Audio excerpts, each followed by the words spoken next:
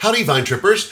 I wanted to take just a moment before the show begins to tell you a little bit about the Texas Wine Lover website and app. It is a definite must-have for anyone wanting to explore the Texas wine industry.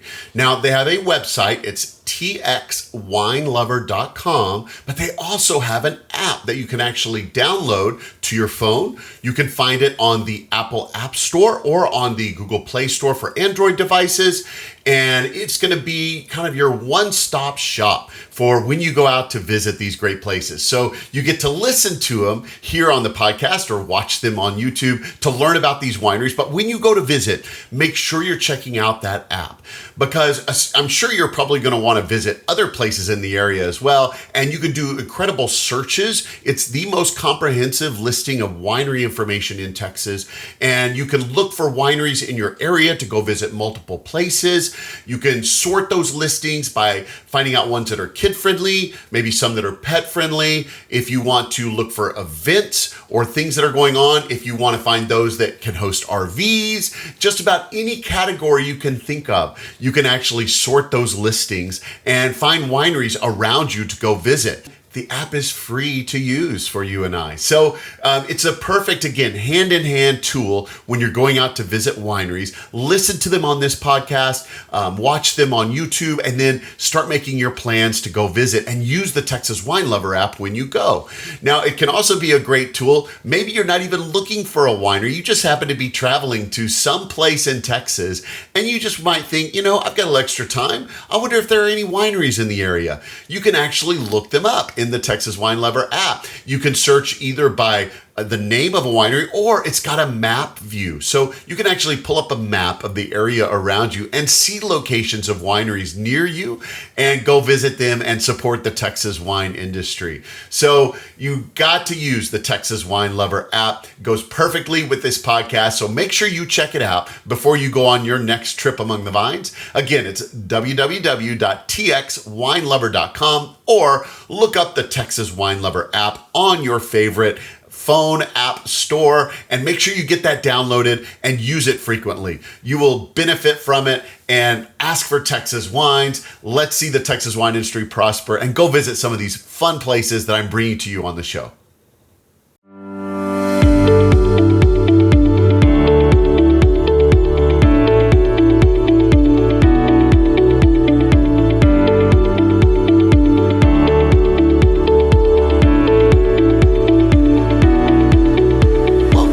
Welcome to Texas Under Vine, an exploratory podcast to scout out the best that Texas wine country has to offer. I'm your wine guide, Scott, and I'm here to lead you on an auditory expedition to the vineyards and wineries across the great Lone Star State. Each episode will cover a different vineyard, winery, or wine-related business operating in Texas. You'll hear interviews, descriptions, and details about each location that will excite you to visit and experience them for yourself. Ready to plan a wine tour? Use these episodes to choose the most interesting spots for you and your friends to check out. Most of all, enjoy hearing about the rapidly growing wine industry in the state and what makes our wines and wineries the best.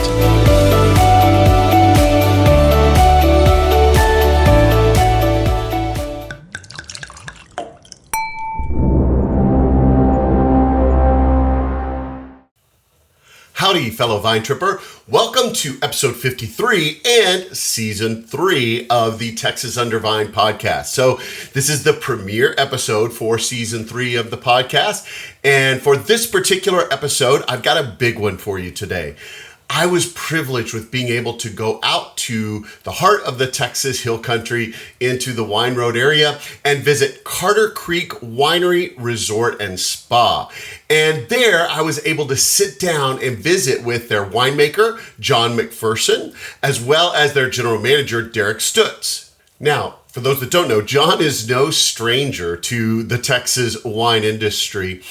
He is the son of the legendary Clinton Doc McPherson, who can easily be argued as the father of the modern Texas wine period. He, along with several of his buddies and teachers there at Texas Tech University in the late 60s, early 70s, really wanted to see wine grapes become a new agricultural crop for West Texas and the High Plains Plains area, and they planted what is now famous Sagamore Vineyard, and began producing different types of grapes and harvesting grapes out there. And Doc was also instrumental in starting Llano Estacado Winery there in Lubbock, which was the second winery opened in Texas, and the first one since Prohibition ended way back in the 1930s.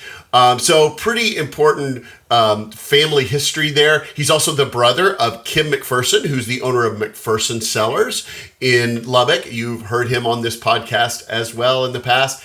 And so he and Kim, John and Kim, both grew up in the early roots of the modern Texas wine period, running around the vines, helping out at Llano Estacado, and earning their chops there under the incredible tutelage of their father, Doc McPherson. So John actually has a degree and background in food science and chemistry. But around 1985 or so, he really wanted to pursue his knowledge of sparkling wine production, especially traditional method sparkling wine production. And in 1985, we just didn't have anything like that. We didn't have the equipment. We didn't have that kind of production going on here in Texas. So he decided to follow to the heart of the U.S. wine territory at that time, which was in California, and moved out west to learn more skills, to study in that industry, and to perfect the sparkling wine production of traditional method there. And he actually settled in Temecula, California. Now, while he was there in Temecula, he actually met a fellow by the name of Jim Carter, who had a vineyard there, and they began talking, and Jim actually created 3 different winery resorts. Carter Creek Estate here in Johnson City is just one of the 3. The other 2 are Carter Estate Winery and South Coast Winery and Resort, which are actually there in Temecula. So this here, Carter Creek Estate, was their first indulgence into the Texas wine industry. And John will tell you a lot more about that during the interview. Now, there at Carter Creek, their first vintages of wine actually date back to 2017. But the story of the property is a little further than that. It was actually purchased in 2010 with Jim Carter's vision of putting in this winery resort there in Johnson City. And but construction didn't really begin until around 2015 to 2016 on the actual property itself. So that's when they started ramping up production for the wines, leading to the 2017 vintage being their first vintage. But the winery itself didn't actually even open until late 2019, early 2020.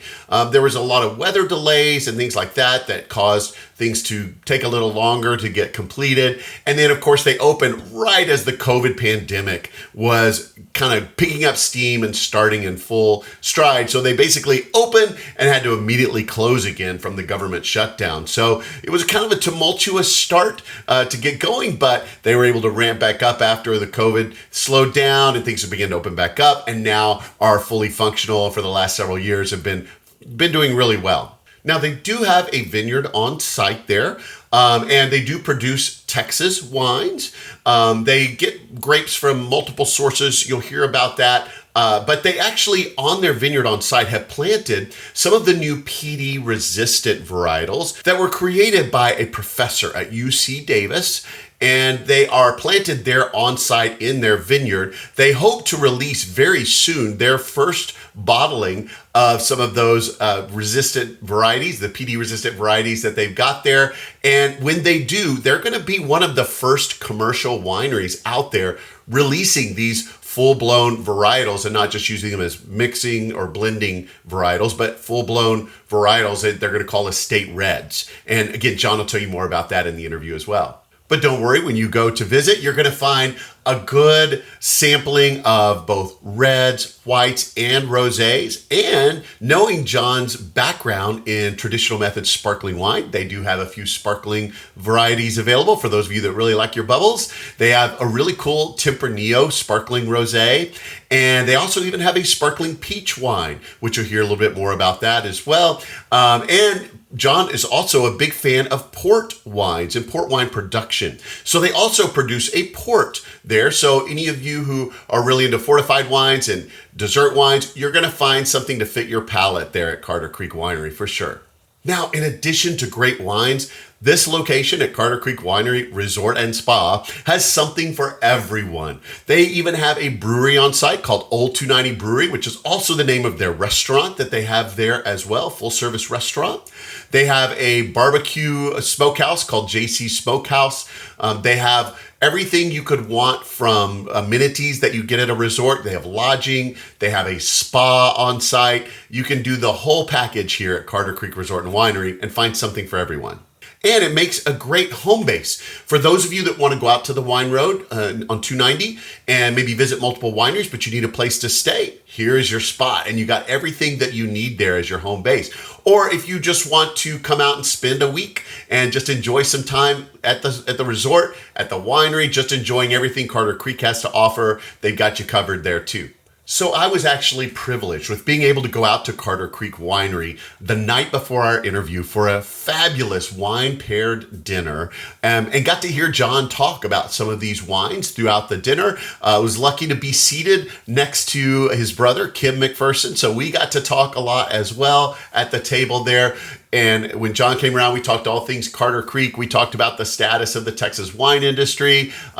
They told all kinds of fun stories. It was a really cool, fun event. Now, the next day, I ventured my way back to Carter Creek and actually got to sit down with the cameras on with John, as well as the general manager there, Derek Stutz, to hear a little bit about Carter Creek and their amenities and all the things you can expect when you go to visit there. So let's get to that interview now.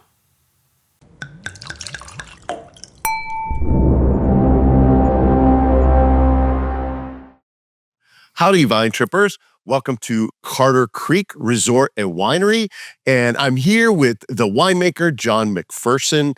And today we're going to talk to him just a little bit about his history, as well as about the history of this location. So you can get excited to come visit this incredible winery and place that we have here. But without any further ado, let's talk to John. So John, tell me, how did you get into the wine industry?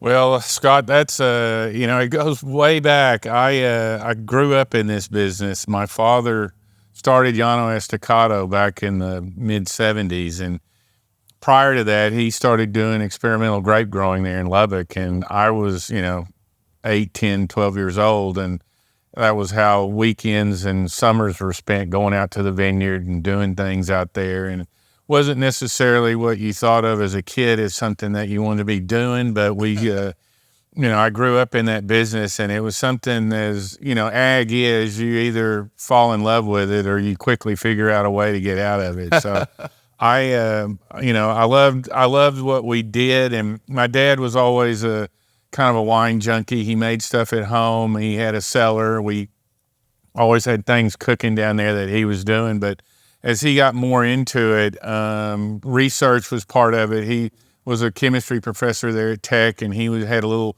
wine lab in the chemistry department where he was doing some wine research, and that was really his thing. He really got into that, and the idea of getting Texas a different crop besides cotton and sorghum out there on the high plains. Grapes were something that were looked at as being a potential, and the more he experimented with it, he got others, infected with the bug, and they started planting more vineyards. And before you knew it, there was, about 100 acres out there that there was no home for the fruit. It was something that was a function of what are we going to do with all these grapes, Mac, when they come in?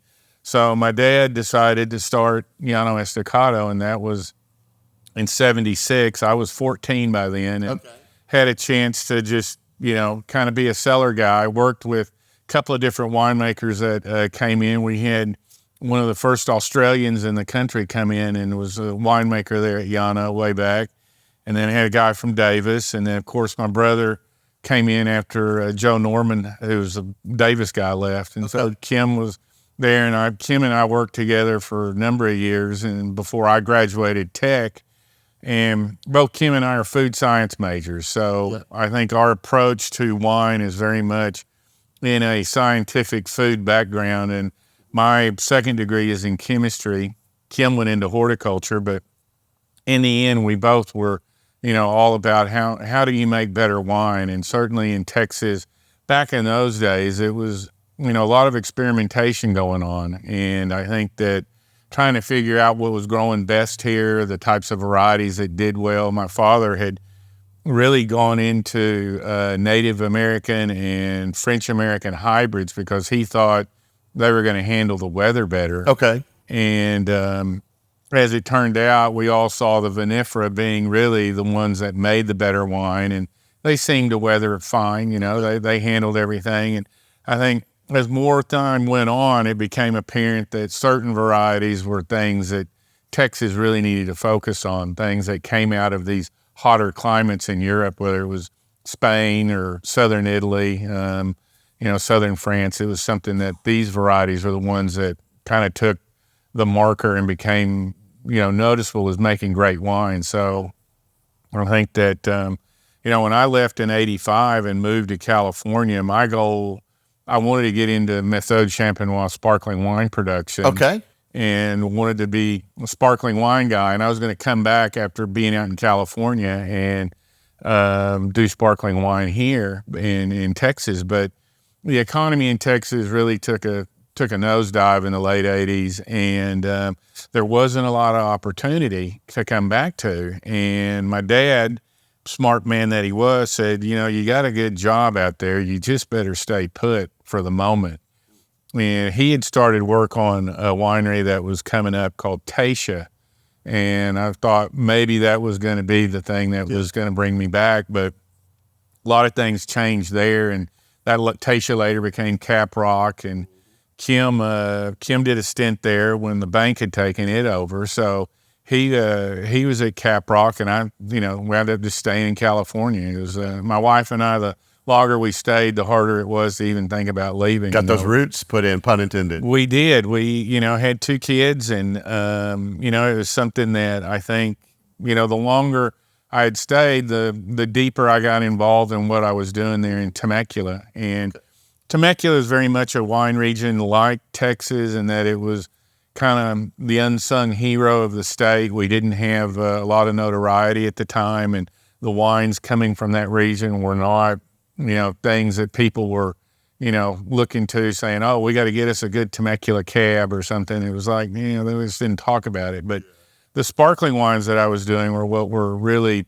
I think, set a lot of things going in that region in respect to how we gained our reputation when I was at Culbertson.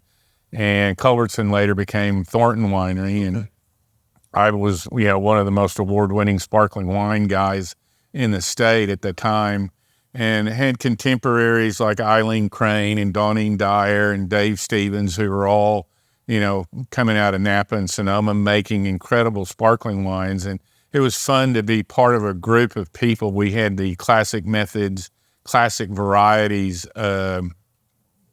group that all focused on Méthode Champenois. And it was something that, we got together once a quarter and tasted wines, and we did promotional tours and stuff of California back in this was late '80s, early '90s, trying to promote Méthode Champenois. That whole cycle, sparkling's come and gone, it's up and down. When people have a lot of prosperity, sparkling's, you can drink a lot of it, but when times are tough, it's, it becomes one of those beverages that not necessarily everybody gravitates to. But, Prosecco's huge these days, and I think, my abilities with sparkling has, brought some new stuff here to Texas for what we're doing for sparklings here at Carter Creek. So, my background, when I met Jim, I think that, he had a big vineyard there in Riverside County that he had planted in the mid-'90s. Okay. And that's Jim Carter. That's Jim Carter, owner, Okay. Carter Estate, Carter Creek and South Coast, all of that. Okay. He had put in about 140 acres up in the mountains of Riverside County. It's a little area that's part of the Palomar mountain range, where Mount Palomar is, and Seagua tibias are what they're called. But he put that in and was really a grape grower. He had the idea that he was going to sell grapes, and he was working with a number of wineries in Temecula, one of them being Callaway, which was a big, big wine producer. And they were a big corporate winery, and they underwent some restructuring, and that winery got sold out from the corporate structure and became a private winery. And when that did, they cut his contracts. And so he had all these grapes without really A home, yeah. And that was when I met him in 2001. and he was pushing to try and sell me fruit when I was at Thornton still. And I was like, Jim, I didn't know this guy from a bale of hay, and I just said, I'll take a look at it, but we really don't need any fruit. I've got contracts with other guys. And anyway, when I went out and saw that vineyard up in the mountains, I was just blown away. He had done everything right up there, and it was one of these things that he said, I'm gonna build a winery. I'm gonna do a whole thing. I'm gonna have a resort. We're gonna have a hotel, restaurant. And I've met a number of people always like Jim, where you see the money and you think, yeah, I bet you're gonna do this. Yeah. Big ideas, but right. And he got after it, and that was in 2003. He came to me and said, "I want you to, come be the winemaker." He was serious. So the fellow that I was working with, another winemaker, Javier Flores, he's part of the Mexican wine industry. He grew up in Ensenada and worked for El Cheto, which is one of the big wineries down there. And Javier and I had been working together since '89. So here we are, 2003. It's 14 years together. And I said, well, if you're going to hire me, you got to hire Javi. So Jim hired us both, and we started working for him in 2003. And we're still there at South Coast. Part of the family. Doing all of that. Jim, in between then and here even, he started a second winery in Temecula called Carter Estate. Okay. Which is our kind of high-end cream of the crop stuff that we do. We, hand select all those things that we're doing for that project. But while we were doing all this, Jim had bought some apartments in San Antonio, and he was coming back to Texas quite a bit. And I told him, Jim, the Texas industry is like blowing up. We could be doing stuff, even with our California stuff back there if we wanted to.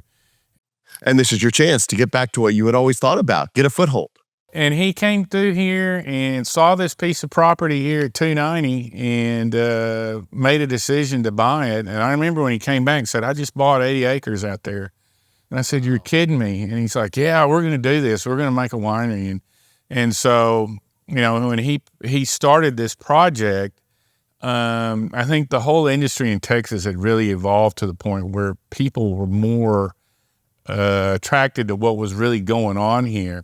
And the room for us to say, oh, we're bringing some California stuff and do that, it had become very apparent that, there were a lot of guys here that really wanted it to be Texas, 100%. They didn't want any of this out-of-state stuff. And I realized then that, Jim, we're probably going to have to really focus on Texas fruit. I think it's going to be better for us as our reputation, and not necessarily think that we're going to bring out stuff from California and do it. So we made the plans, and I started talking to my brother about the fact that Kim does custom crush for a number of people, and so it was like, how can we fit into this role here? And he said, well, whatever you need to do, we'll make it work. We'll do something. So I started, making plans with Kim on what grapes we wanted to buy and what things we wanted to make. And he had all those connections with all the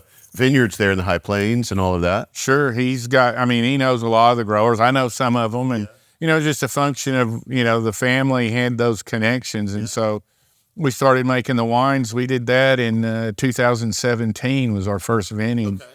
And this place was being built at the time. And Jim had very serious plans that he was going to open on time, and didn't really realize that winters can be very wet here and springs can be very wet here. So construction got delayed a bit because of weather and whatnot. And by the time we did get ready to open, of course, pandemic rolls around. So it just kind of made it a little harder to get going and gain some traction. But I think where we're at now, we're in a good place. We've got some beautiful wines that, some of them are maybe a little older in vintage from what we started with, but they're well made. And I feel that the craft of what Kim and I do, certainly when you talk about winemaking, and our background is food science guys, it's all about how you handle fruit and what you do with it, start to finish, that makes it, you capture it in the bottle like you want. So we we've had some great vintages, and I'm very happy to be, part of this, family and what all we've been doing in respect to, what Jim dreamed up way back in the, early 2000s with South Coast and going forward. And so you're still doing the winemaking there in California as well as here? Absolutely. Yeah. Okay. We've got the 2 wineries in Temecula, occupy, probably a good 70-80% of my time. Okay. Here in Texas, I work with Kim during harvest to get things done. And then I usually come out in November to check on everything, see how it all went, what wines are going to go into what barrel and how we're going to handle things. And then we make plans for bottling and get ready to, roll it forward. I work with Kim on making some of the cuvées, or, we do several sparkling wines here at Carter Creek. And so under my guidance, he's doing, Chenin Blanc we do, and a Tempranillo that we make a rosé with. And then he makes those cuvées, and then we bring them out to California, where I have at South Coast, we have the facilities to do secondary fermentation.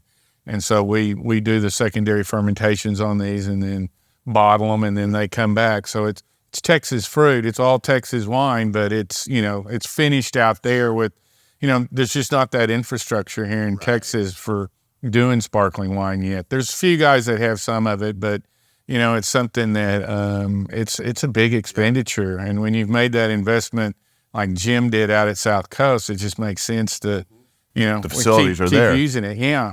It's not that much to truck a, truckload of wine out to California. So in fact, I just got our 24 Tempranillo a couple of weeks ago. It came in with some the Chenin Blanc that we're doing. So I do a sparkling for my brother, and I do the sparklings for here. So we trade off. He does our tables, and I do his bubbles.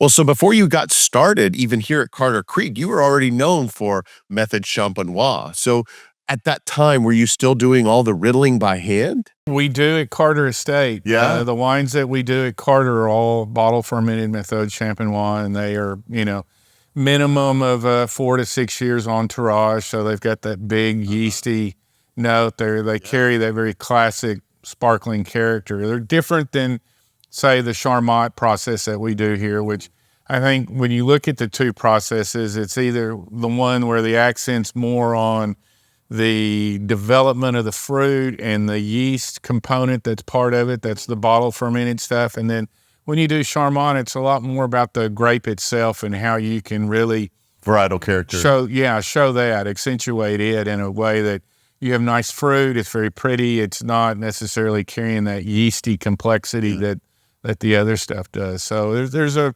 time and a place for either one, but I think that it's something for us. It's, it keeps my team very busy. In fact, when I go back, we've got a bunch of disgorging to do at Carter Estate for the sparklings that we do there. So we'll just go from that into, we've got olive production. Jim's got 1,000 olive trees at Carter Estate. Wow. So olive oil. We move into olive oil. In fact, all my guys that were in the vineyard right now, they're getting ready to start harvesting olives here in a few weeks. Second harvest. Yeah.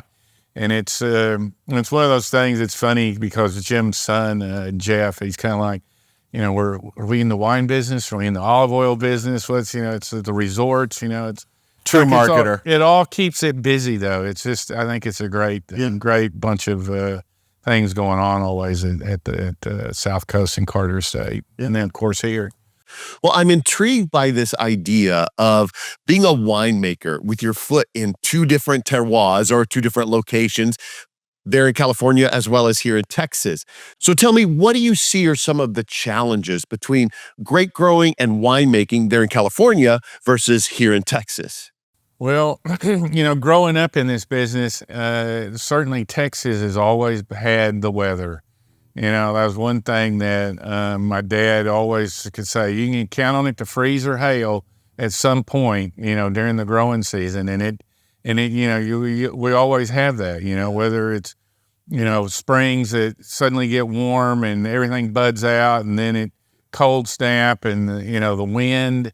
I do think the Panhandle up there in Lubbock is probably one of the best places in the state for growing grapes because of the, it's arid. You don't see a lot of issues with rain necessarily, but you do get a lot of hail. One of the vineyards that we work with, Lehe, last year, they had a massive hail, and it took out probably 3/4 of their vineyards. And, it was devastating, obviously, to them because they've lost all those contracts. And what they've got. But, the industry is kind of in an odd place in some respects with sales and all of that. But, talking about, the difficulties of grape growing here versus California, I think the weather does seem to be a little bit more perfect there in many respects. But, climate change is a real thing. And I do think that we're seeing, warmer winters, drier winters out in California, that we're dealing with some of the aspects of how we set fruit. We had a kind of poor set this year in our vineyards. It was a little lighter crop than what we'd anticipated, probably a good 20-30% in some respects on certain variety. It was just because it was it kind of got damp at the end of May when things were flowering, and they just didn't set as well. But I think that, the real challenges are always going to be, how do we get people to keep drinking wine, because I think our competition out in the marketplace is, runs the gamut from abstinence to, spirits and craft beer. So, people have a lot of choices, and obviously if you're not, drinking a lot, then it becomes something where, if you have a glass of wine, you may not have a beer. If you have a beer, you're not going to drink something else. So it's I think those are probably the big challenges, is how we keep the consumer engaged, how we can continue making products that are price sensitive, because I think a lot of young people don't want to shell out $20, $25 for a bottle of something that they really know nothing about, and maybe don't have a penchant for in respect to flavor. Like, it's like, I don't even like wine, so why am I going to spend $25 on something like this?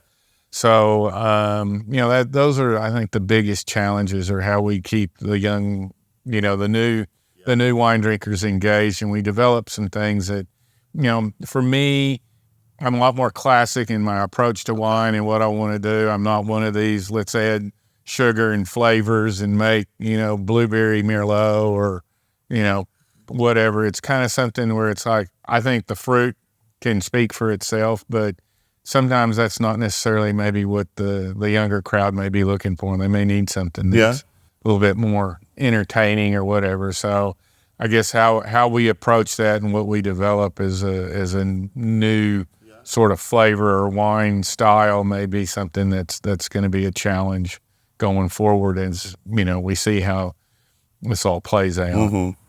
So do you find yourself trying to appeal to two different palates? For instance, making wines and things specifically for palates here in Texas versus maybe wines in California for maybe slightly different palates there? Yeah, no, I would say there's a distinct little bit of a difference there. Okay.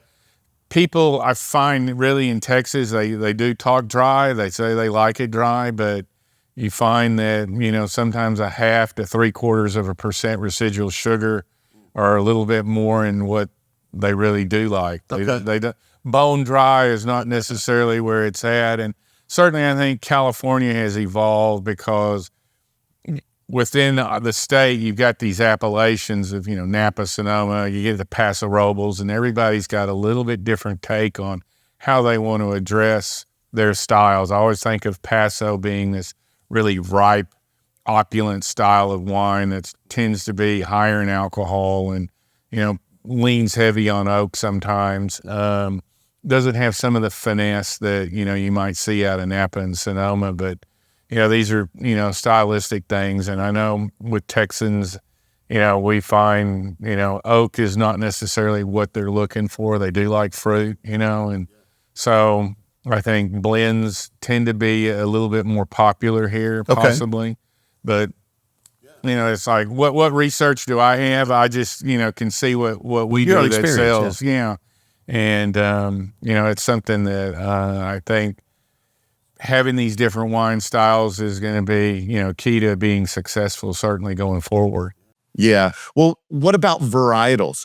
Do you get to play with different types of varietals here in Texas? Then maybe you get to play with varietals there in California. Any differences? Primarily the same. We do a lot more Bordeaux varieties in our area, mainly Jim when he planted Wild Horse Peak, which is our big vineyard for South Coast and Carter estate. That's a lot of Merlot, Cab, Petit Verdot, Malbec, Carmenere. Yeah, so we do a fair amount of that. And then, I've always felt our region was more suited to, Rhone and Italian varieties. So we do have Syrah and Mourvedre and Grenache, Sangiovese. We do a little bit of stuff with some Portuguese varieties, Touriga Nacional and Verdelho as a white. Of course, Chardonnay, Pinot Blanc, Pinot Noir are things that we grow for our sparkling program. But here, kind of same in Texas. I mean, Tempranillo, I find, is probably one of the reds that, consumers know it now. And it's something that I do think every winery probably has a Tempranillo on their list, as well as Grenache and Syrah and Mourvedre. And these are all things that, Kim and I for years have said that's what we ought to be doing here. Yeah. I mean, the focus should be on what grows well, not necessarily what the market's demanding because everybody's drinking Cabernet. It's kind of like, we're not going to make a Cabernet here in Texas probably that's ever going to, outshine Napa or do something to make Bordeaux take a second look. But, you can make them fine. That's great. But I would rather hang my hat on a Syrah or a Tempranillo. Mm-hmm. Yeah, those warm weather. Viognier is one, Peak Pool, certainly. Chenin Blanc that we still, are using always for the sparklings that we do. They perform very well here. Yeah. Well, there are a lot of great people, arguably, in the Texas wine industry, but anyone could probably make an argument that your father, Doc, was very influential and maybe even considered the father of the modern Texas wine period, with all the amazing things they did in that chemistry lab basement, going on even to the vineyard and the winery and so forth. So do you have any great memories or stories of things that you saw when you were growing up with him? He was such a gregarious guy, and I think I things I remember are always how he would get these phone calls, and they'd come, in the evening, 7, 8 at night, and they would be all these different guys. I mean, Paul Bonarigo, Messina Hop, he'd call, want to talk to my dad about it. Doc, what do you think? And Paul was getting his winery going. Bob Oberhelman, he used to have Overhelman here. I don't know what became of Overhelman, but Bob would call fellow who had the original guy over at Grape Creek. Sims. They get, my dad would just get these calls, and my mom would be, he's going to be on the phone all night.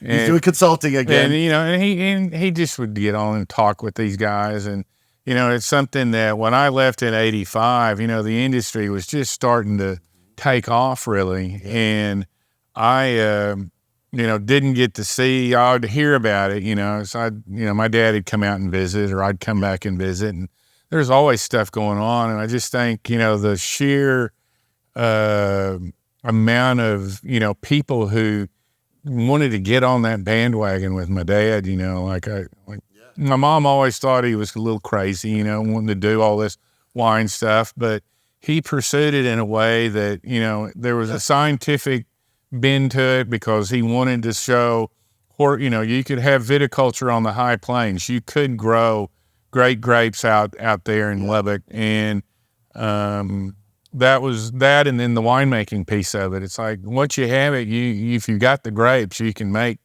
wine with it. You know what you're doing. And so he infected a lot of other people, with the fever and the bug that want to get into the wine business. And I think that, for me, that's just, it's part of the legacy now that I kind of look at. And, I try to keep people in my appellation involved and be, stay on that same sort of role about, helping others in our valley and trying to make better wines. It's like, it's one thing if you just say, I'm going to make it and it's for the tasting room and whatnot, but you do want to be beyond that. I think you should think bigger, and certainly just because you have people come and buy your little rosé or whatever, it's something that you want it to be better each year. You want to see improvement. You want to see the quality go up. And that's, for me and Javier, that's our big goals at South Coast and Carter Estate, and certainly here at Carter Creek. We want the wines to be able to, stand alone and be able to take, people take notice of them if they're comparing it to anything else they may be drinking in respect to wines from around the world.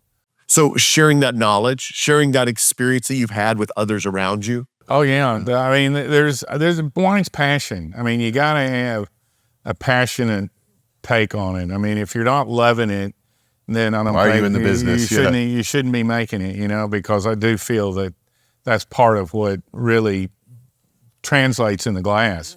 You get it when you smell it, the aroma, the flavors. It's something about the guy who is out there struggling in the vineyard, growing it. He had to have a lot of passion to even get up that day and go, sand fight or do whatever he had to take care of the vineyard. And then, for us getting it picked and getting it in and making it, it's even more so. So I think that, having that kind of thing come out of, one individual like my dad, meaningful. Yeah. Are you still working with Javier? You mentioned him a few moments ago. No. Okay. Javi, he's running all the traps. Okay. Back home right now. So it's good. I didn't feel bad leaving. Okay. We just had wrapped harvest. We just crushed our port varieties. What's today? Saturday. So like Wednesday, we crushed our last grapes. Last stuff came in. Yeah. I had one block of cab off of Wild Horse Peak come in, and then the port stuff. And so left him in charge of figuring all that out and doing it. So it's good. I've got a great group of guys that, I've been blessed with for the last 15 years, really. So, and of course, Javi for longer than that. Yeah. We're like brothers. So that's great. Good. Now, I know you've got your growers here in the High Plains, and of course, Kim up there in Lubbock doing some of the, connections there, the crushing and the babysitting of some of those wines. But what about out in California? Do you get a chance to get out to the vineyard very much? In other words, do you get to get out to Wild Horse and check on the fruit and see how things are progressing and so forth there in the vineyard? Have to. My assistant winemaker, she is a agronomy major from Iowa State. Okay. And so she really was, big into the vineyard stuff. And our vineyard manager, she works with him very closely on keeping, spray programs going and ground cover stuff and pruning schedules, all of that. It's something that, I'm attuned to because I'm the guy that when the owner comes, Jeff at this point, Jim's son, he wants to know, what production are we looking at? What kind of tonnage, what kind of yields, what kind of gallons, what kind of cases, what we got? I have to be able to translate all of that and make sure that we keep the pipeline filled and going. So it's something that, I'm out in the vineyards. Sampling is, it's one of for me, the fun parts of the start of the grape season, is going out in the vineyard and, watching it as it goes from just blooming to fruit set and then monitoring the fruit throughout because, we do fight mildew quite a bit. We had a lot of mildew pressure. They have a lot of that here. Not so much, I think Texas, because it's a little bit more arid, they don't fight mildew quite as much. Yeah. Interesting. So you really do have your finger on the ground to the glass process, especially there in California, huh? Yeah, it's it's part of my everyday life. Yeah. Well, what do you think your father, if he was alive today, would think of the modern Texas wine industry? I mean, to have taken Llano Estacado to be the second winery in Texas after Prohibition, including Valverde, Now it's grown to, some estimates say, over 500 different wineries. It's now shown to be a $20 billion industry here in Texas. I mean, your dad himself said that one of his goals was to make grapes a important crop here in Texas. And I think we've definitely seen that happen over the last 40 or 50 years since he kind of got us started on this train. And so what do you think he would think about this particular industry, where we're at now here in Texas? That I think was probably in his, last years. He passed, I guess now 8 years ago. Yeah. 10 years ago. Anyway, I think he was amazed that it had grown to be what it had come. And I think, it's always funny. Kim and I would joke with him about, well, Doc, it's because of you that we're doing this. Yeah. And he was like, I had nothing to do with it. You guys did that on your own. I didn't make you go do that. And it's like, yeah, like hell, I'm told to get up. We're going to the farm, get in the truck. Saturdays we're pruning today. Yeah, that was it. Weekends, we'd go to church on Sundays, but then we're out in the vineyard. It was always like that. I didn't feel like I had a choice. And he's like, I didn't make you do that. And it's like, man, no, you kind of did. But Kim, Kim went to California early. And part of that was when he graduated tech in food science, he had gone to work for a company called Anderson Clayton, which made salad dressing.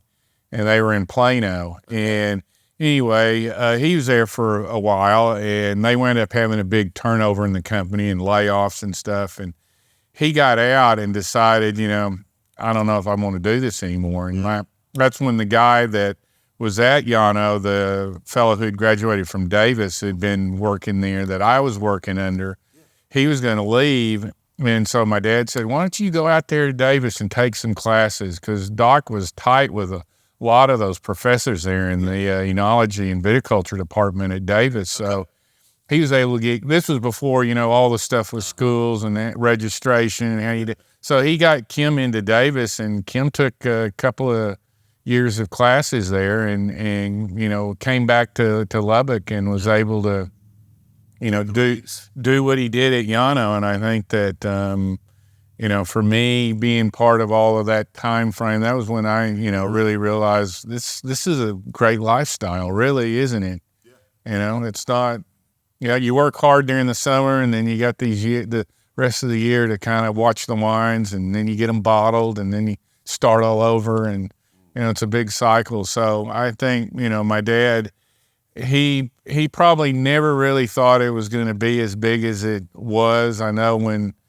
we built, when he built Llano, it was just, that main building, if you've ever been there, it's that big old concrete block building. And it was, that was it. And it was just, it was one big old thing that didn't look like much. And kind of in the middle of nowhere at that point too. Yeah, it had to. The Lubbock was still a dry city. You couldn't even you had to go outside the city limits to buy alcohol.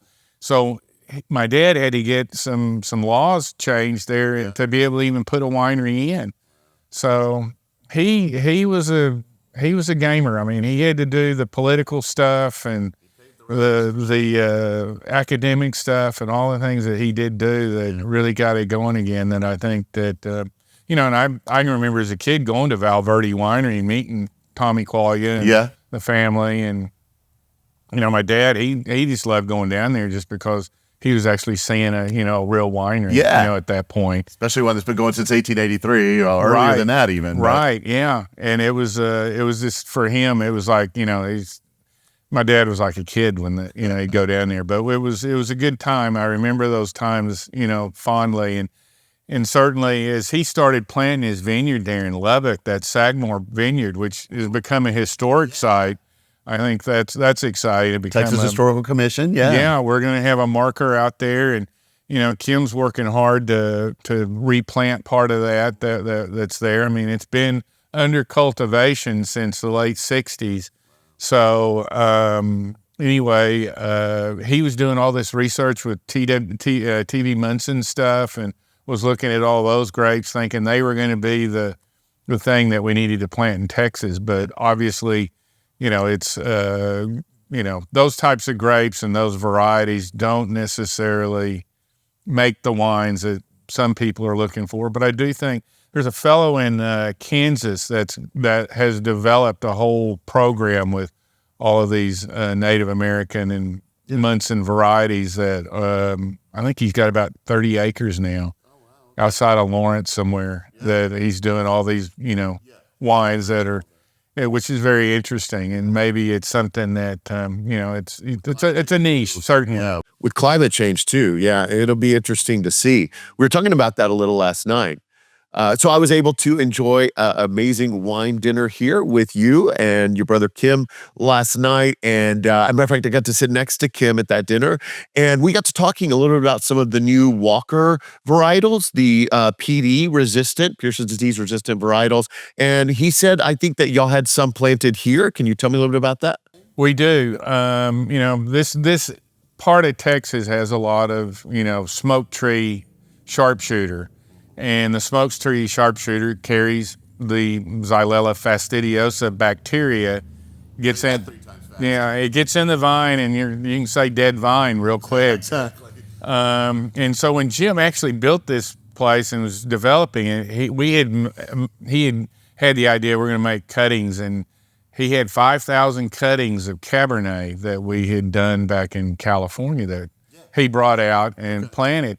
Vineyard took off, looked really good for about a year, and I had cautioned him. I said, Jim, that area is just rife with PD, and Pierce's disease is not something.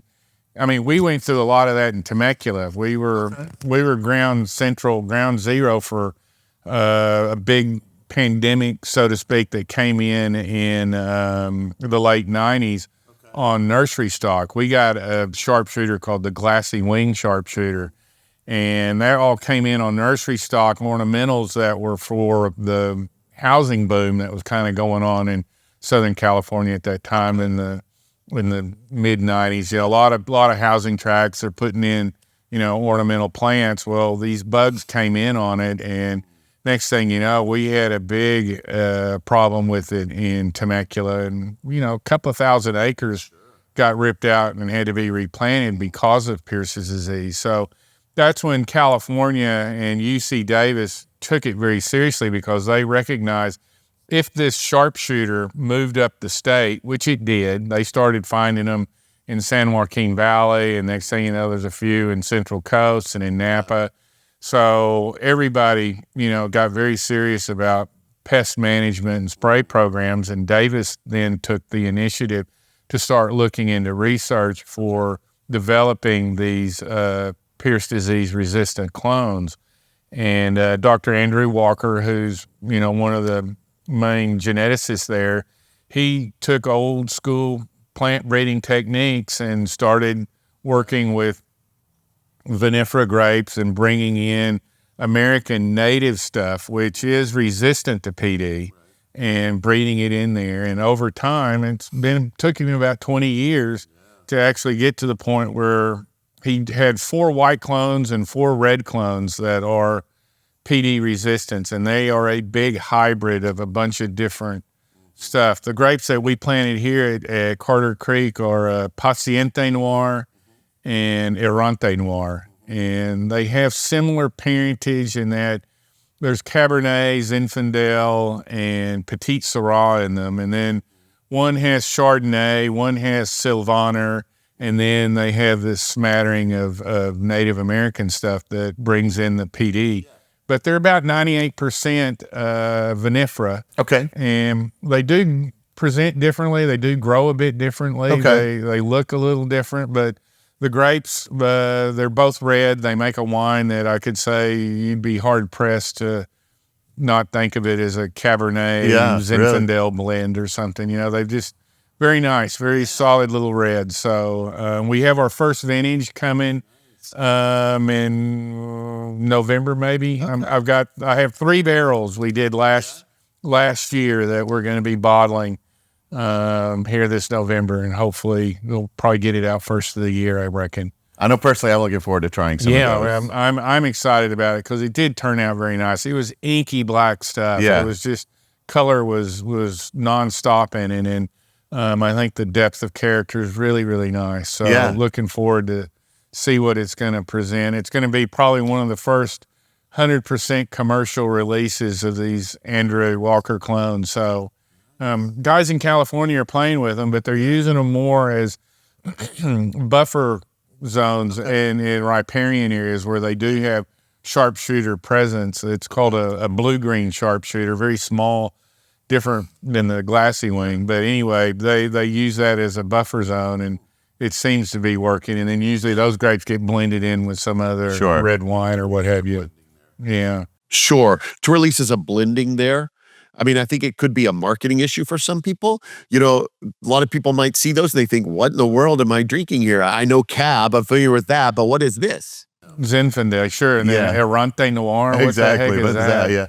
So we call it a state red. It was a blend in the end. It's about a 50-50 blend of these two varieties. So it's going to be our estate red. And have to get you a bottle for sure, because I think it's going to be very exciting. Well, and just a little bit of education for my listeners, in case you're wondering and you don't really understand or know what Pierce's disease is, it is a problem with some of the vines in it, especially in more humid areas, but it's been with climate change, I think, spreading more and more a little bit into this area, especially in the hill country. It's struggling now. And there's a insect that carries a disease that can actually be put into the vine itself that kills the vine. Now you're thinking, well, what's the big deal? Can't they just rip it up and plant a new one? Well, yes, that's kind of what you actually have to do. If you have a vine that's infected with Pierce's disease, you must go in and pull it out and replant. The problem is, if you know much about the grape cycle, and for wine especially, it takes, after you plant a vine, typically at least 3 years before you can even yield enough of a crop of grapes to even start making wine from that. A lot of times, you don't really get your full varietal characteristics until a good 5 years after the vine is planting. So think about if your vineyard gets infected with Pierce's disease and you have to rip it out, you've just set your business back at least probably 3 to 5 years before you can get a good harvest off of those grapes. And then you have another several years that you have to create that wine and age that wine before it's even ready to go. So Pierce's disease can put a winery and business back 7 to 8 years sometimes. And that can be devastating for a lot of businesses. So that's why these Pierce's disease resistant varietals are such an important part of the terroir here in Texas, especially now in the central Texas hill country area, but also in the Gulf Coast region where it's a lot more humid and a lot more prevalent down there. Yeah, and the disease pressure is still there. Yeah. You know, the bug hasn't gone away. Exactly. And all it has to do is feed on the vine, and it's kind of, you know, like a mosquito with malaria. You know, the bacteria, the thing gets in you, and the vine's got it, and then it can take 2 or 3 years for it to eventually kill the vine, but, you know, it happens. And it's, you know, it's one of those things, how do you prevent it? And I think this is one way of trying to, you know, stave off the inevitable and do something that may be better productive, at least for this region. You know, they don't deal with PD so much up in the Panhandle. It's not necessarily an issue. So that's a good thing. The winters are harsh enough there that, you know, the glassy wing doesn't, or the smoke tree, any of these sharpshooters don't they don't manifest themselves there. So, it's good. Well, in addition to those, and I know you have your High Plains growers, but what else do you have planted here on site? I know you talked about Cabernet and you talked about... The Cabernet's gone. Oh, it's all gone now. Yeah. Okay, so what do you have planted here? It's just the Errante Noir and the Paciente Noir. Okay, so it's just those two walkers here. Those two, yeah. Nice. It's about 8 acres. Okay. And, you know, it's down in the holler down there as you enter. As you come in. It struggles a bit, but good. Struggle's good for grapes. You know, it makes them have more complexity. But we're you know, Kim and I are looking at what we're doing at my dad's, because I would like to see, you know, he and I talked about Sangiovese and Chenin Blanc for that, and you know, of course, I struggle finding Sangiovese in the state because I don't have any set contracts at this point, and it's something that those guys who have the contracts, they have the grapes. So some years I struggled trying to, Kim will go, I got 10 tons. I need 8 of it. You can have 2. Yeah. So They'll toss you a little bit on the side. So I make do with some of that in like our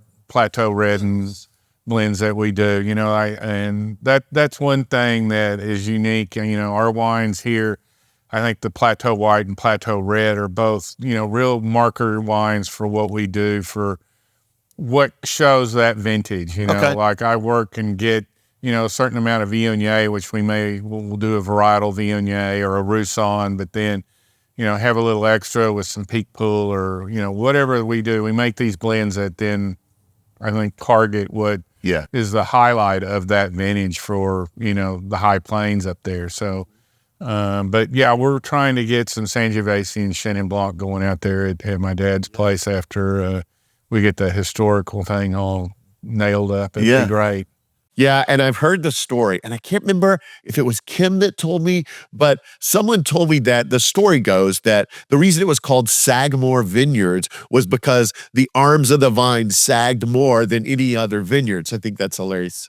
Tell me about that. My dad, his buddy Bob Reed, who was a horticulture professor there at Tech, the two of them, that was their, Bob had a little piece. He had about 5 acres right there next to my dad's 10 acres. So, it was something that was, they did their things, and that was how they spent their summers and their weekends, were out there in the vineyard. And I think that they had a lot of fun doing it. My dad had at one point, he, chemistry class he was teaching, he had a Spanish student who came in, and this guy brought him, they were called the Volkswagen clones because they came over in his Volkswagen in a spare tire. He brought my dad called them Spanish A and Spanish B. And he didn't know, the guy didn't know what they were, but he knew my dad's love for grapes. And he goes, hey, I brought you, some cuttings from my parents' vineyard or someone's vineyard family. And so he had a red variety and a white variety, and we had those. And Kim and I still firmly believe that Spanish A, which was the red, was probably Tempranillo. Okay. From the way we remember it, because there's these big old long clusters, and who knows if the white was, Macabeo or we don't know. It was unique though, and so my dad had that out in his vineyard along with all these other things, and it was interesting that Sagamore was one of those, I think, kind of ground zeros for what did become the modern industry. So it's nice to have that certification and the plaque that's going to be part of what's the history of it. That's exciting. So as a winemaker, what are some of your favorite varietals to work with? So what are some of your favorite wines to make? Well, to be honest, bubbles have always been the passion, but when you get into, sparkling, you can take it a lot of different ways, and certainly, it doesn't always have to be, Chardonnay and Pinot Noir that are the main grapes of that. But, we make, I do a red sparkling Tempranillo for here at Carter Creek. And back in California, we do a red Syrah. I do for sparkling Syrah. It's called our Ruby Cuvée as well. And, anyway, it's Syrah's, like, I do think that's one of the greatest reds around. Yeah. It and Grenache and Mourvèdre probably make one of the most seamless kind of red wines. Yeah. So for me, those are real favorites. I do like working with Italian varietals. We could do a little certainly Sangiovese, and then try to take that in a bit of a Tuscan way. We do a Primitivo here at Carter Creek. Which those grapes come out of a vineyard in La Mesa, but it's something that I people always ask me, and it's like they're like your kids, right? It's like who's your favorite kid? It's like, well, the one who's the best behaved and sitting here in front of us. What I didn't have to babysit for so long. So I have wines that it's time and place always, and things that like here, having a glass of rosé with you, or Yeah. But yeah, I tend to gravitate to sparkling wine a lot. Okay. It's just, I like bubbles. I think it's exciting, and those wines always kind of speak to me in a different way than, I'm not a big Cabernet Merlot guy. I mean, I make a lot of it. I have an appreciation for it. And certainly, you do have to. Sure. You do have to the market. And I think, it's just different, though, to have something that has bubbles in it. So those are things that I like to gravitate to. So are there any, as a winemaker, any varietals that you had not had a chance to experiment and play with, but you've always wanted to? Jim's made it pretty easy for me in that respect, because when he envisioned the resort as it is at South Coast, much like it is here at Carter Creek, the idea is that we're going to have people coming from all over, and they're going to want virtually everything. Stuff from home. Yeah, they're going to want red, they're going to want white, sparkling, sweet, dry, fortified, you name it. So when he planted the vineyards there at South Coast and Wild Horse Peak, he did do it with the idea that we're going to have a variety. Yeah. And there's probably something, if I thought hard enough, like Montepulciano might be one that I've worked with here in Texas. Sure. Kim's got guys, he brings in some of that, and it's a great, and I just see it as, I don't get to do that in Temecula, and I like to have that, but certainly, I've had the ability to play with virtually everything, and it's fun because it keeps you, passionate, and I think something new and something different always coming at you is makes you, take time to study or go look up something or always be tasting, that's the big thing that, my, the assistant winemaker I mentioned earlier, she just went for her diploma on WSET. So, she's big into wine. Yeah. And Javier's big in, we have tastings with our crew, we'll say, we're going to make this new style. We do something or we want to try. So we go out and buy samples of everything out there available. And then we sit and taste them and, try to come together as a team to say, can we do this? Do we want to do this? One recent one was a bourbon barrel aged red wine that was an idea, which I'm not big on putting bourbon. Bourbon's, good on ice, right? Yeah, right. I don't need it in. If I want it in my wine, I can just add it. But anyway, we started doing that, and we went through all of these bourbon barrel aged reds that were taking over the market, and they're not very attractive, really. Yeah. So, we figured out what can we do to make one that, is going to be highlighting not only the wine, but the aspect of bourbon that's there. And so it's a bit of a trick to kind of get those massaged together, because I don't really think of bourbon and red wine necessarily being a marriage, like Coke and bourbon, but I don't know. We, those are things that, we work on and try to perfect and make better. So, with my crew and what we do and tasting, it's a good thing that we have that ability to kind of play with all of it and work with it and just be creative. Okay, well, and I got to taste some really amazing port last night at that dinner that you had made. And I can't remember, maybe it was Kim that told me at dinner last night. I can't remember, but somebody said that you kind of have an interest or a fascination with ports. You like working and making different types of ports. So can you tell me a little bit about that program? Well, port is, so many people have an idea of what it really is, but, in Portugal, it's a very serious product, and probably over the last 3 decades, as I've seen, Portugal has shifted a lot from making these fortified sweet reds into making more red table wines, because the market has sort of dropped off with port consumption, really. I don't know how much port you drink. Right.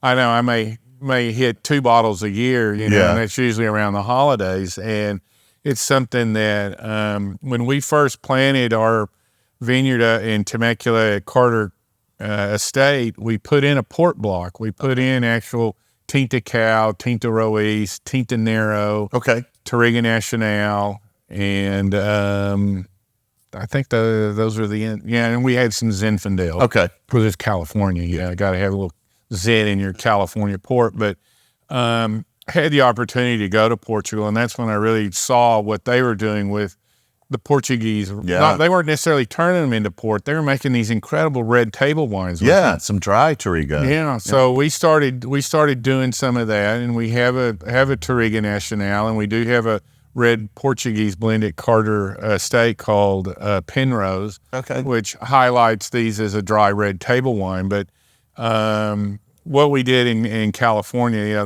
the one that we have here is part Touriga Nacional that came off a piece of a vineyard that sadly is gone. It was at my dad's Idalou. He had a property in Idalou.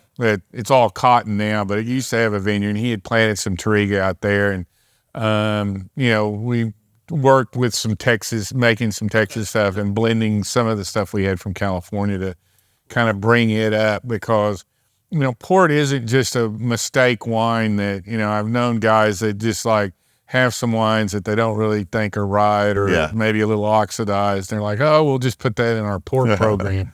It's like, that's not how you make port. You really set out to... Intentional. I mean, you're picking stuff not necessarily over the top ripe. It may be 25, 26 bricks.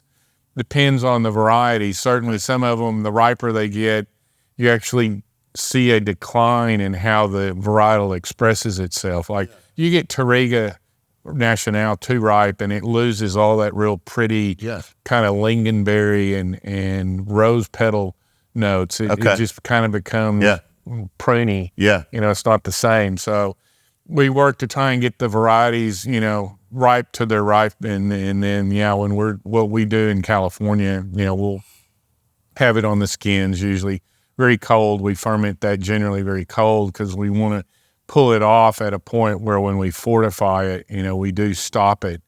And that's what Hobby's got that chore this weekend is catching it when it's going to be right. But I think that making a great port, there's a place for them, but I don't know. People, I think, because they're either high in alcohol or they're very sweet in general, that people just kind of gravitated away from them. I don't know. Maybe it's that, and they don't want to. Everybody thinks you got to smoke a cigar with a glass of port, which I don't necessarily feel that's you got. It's a got to. It's just some people enjoy that, but some people don't. I just love the taste of how grapey it is. It's got this profile, unique character. Yeah, it really is. It's something that it's over extracted in a really good way. Cool. Okay, well, we talked a little bit about making your favorite wine, some of the things that you enjoy making. We also talked about making wine specifically for the market, to the palate. Well, let's talk here about Carter Creek Resort and Winery and some of the wines you make here. What are some of the wines that have really gone over well, that the people who have come here taste your wines and they say, wow, this is really good, I got to get more of that kind of really tend to fly off the shelf and do really well here at Carter Creek? Well, our sparkling wines are things that have taken off.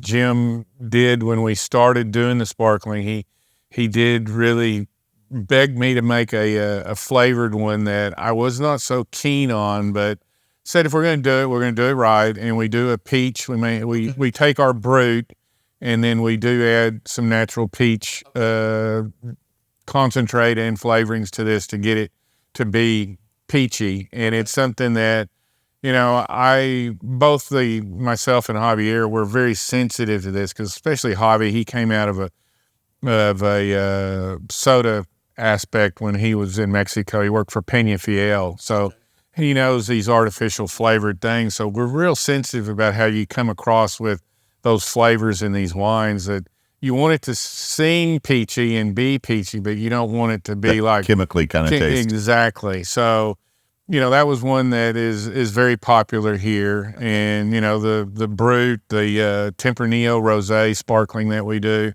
I make a Tempranillo Rosé. Again, it's probably not a bone dry rosé. It carries around 6 or 7 grams per liter. So it's about 0.7, 3/4.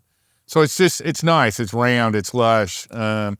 Those are things, the blends we do are red blends. We have Maverick, which is a Rhone style red blend. It's Syrah, Grenache, Mourvedre.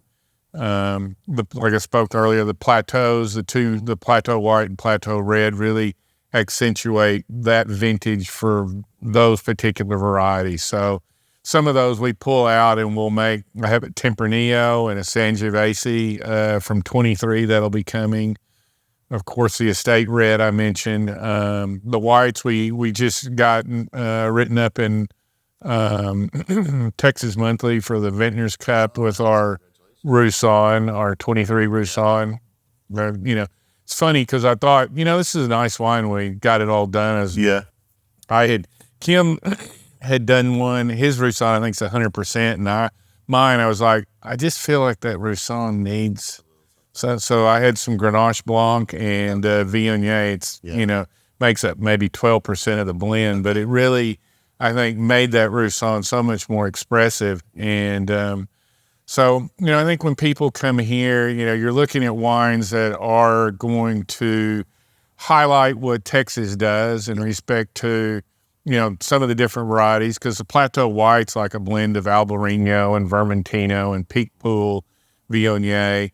And these are all great varieties, for the state to be focusing on. And some of them, if I feel like they're worthy to take into that single varietal, like the Roussan, that's what we do. We make a Roussan Viognier blend. We opened originally with a couple, 2 vintages of a wine that we call Gloriosa, which is a take on the Edelsvicker, which is an Alsatian-style white that is blends of Riesling, Gewürztraminer, Pinot Gris, and Muscat. If you go to Alsace, they're not a sweet. Everybody thinks Riesling or Gewürz. It's like, oh, it's a sweet wine. Yeah. Usually, they are in certain parts of Germany, but when you go to Alsace, it's these are done in a very dry, stately style. So we have a couple of those. We don't really do any big sweet offerings here that are like, we do have a Muscat. I should take that back. We do have one sweeter wine. That's our Muscat Canelli, which I think, again, Muscat Canelli is one of those that ebbs and flows. People, you either like it or you don't, but I find it always to be one of those wines that with some fruit and cheese, it's like, it's perfect. So yep. It's sweet, but it's not overpowering. Yeah, and that's kind of how we try to I keep that dialed back to where, we stop it where it's got maybe 25 to 30 grams per liter, which puts it at about 2.5–3% residual sugar. And it's, not too sweet. Uh-huh.